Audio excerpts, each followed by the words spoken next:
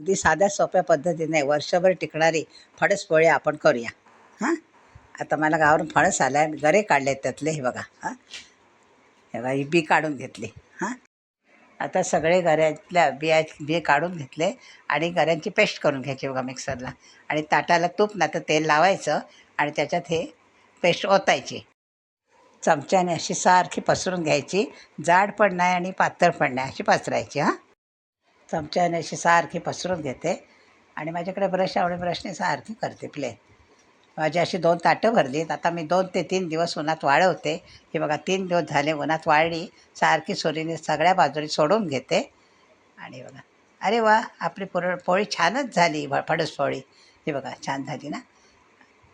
आता अशी घडी घालते आणि डब्यात भरून ठेवते. वर्षभर टिकणारी आपली फणस पोळी तुम्ही करून बघा आणि माझ्या रेसिपीला लाईक करा, शेअर करा. धन्यवाद.